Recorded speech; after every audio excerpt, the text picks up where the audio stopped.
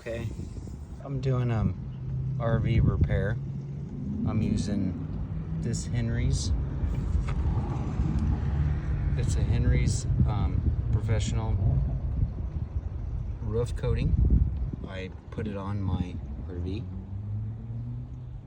and it's held up pretty good.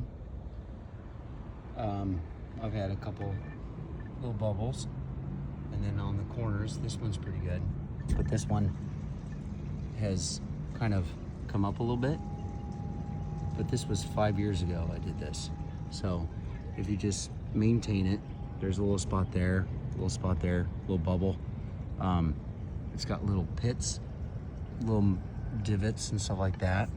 You can see it there. I probably could have used another coat, put 2 coats on here, so you have little marks there that just, you know,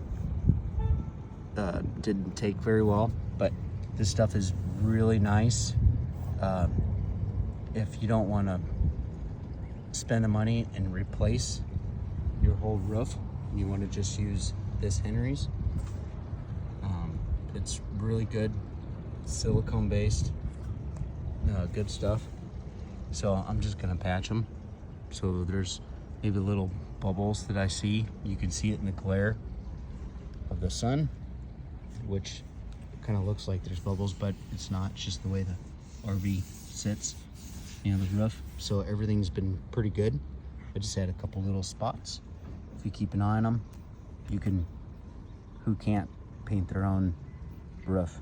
Anybody can paint, doesn't have to look pretty. But for me to go and take off the AC, take off everything, and actually put the felt down for the top, I wouldn't be able to do it, but I could sure paint the top of it. So that's what I'm doing. It beats spending the money to pay somebody to redo it professionally, take off all the trim, everything. Instead, I just go and cook the whole thing. So it gets a little dirty, but not bad. Just had some spots. I didn't come up here and look at it. So water sits right here. So I'm gonna build it up a little bit with the Henry's, and you know, put a coat, put another coat, just get it up to where when the water hits the roof from rain, it will not sit right here because it'll be higher. So it'll have to, here's the corner. The water, instead of it sitting right here and not go anywhere, I'm gonna build this up. So then when water hits the roof from rain, it'll have to go this way and then off, instead of sitting in the corner. And that's, you can see the line, you know, here goes all the way around. That's where the water sits. So over time, but 4 years I put this on, anybody can do it. So try not to elaborate too much, but you can get this stuff at Home Depot. Just trying to help out people that are in trouble with the roof and just need some help.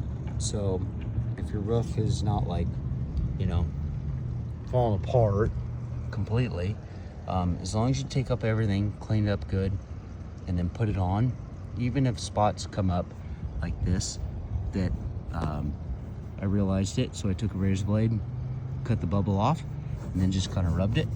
So you can see that this part is not coming off anymore. So it's pretty clean. I'm just gonna wipe it a little bit, maybe use some Windex just to clean off, but the drier the better, and then get it to adhere as long as it's clean and dry. I'm just gonna put a little puddle, smear it out, and call it good. Water can't get in. If it bubbles again, I'll just cut it off and then put some more on. So as long as it's not coming up all at the seam and is blowing up like a balloon, which it doesn't, it adheres to it. So I don't see anything like that. So I was kind of curious about it because it's like a glue, it's a skin, but it has not blown up like a balloon, so you want to let it go to the edge and kind of run over, so it's not just sitting there right on the edge to where wind can come, but it's not like that. So, and plus I've gone a couple spots, put some you know, little pieces of silicone, you know, little spots like that. So instead of doing that, I should just put another coat. So 3 coats would really do it. I'll inform you, comment, and let me know what you think.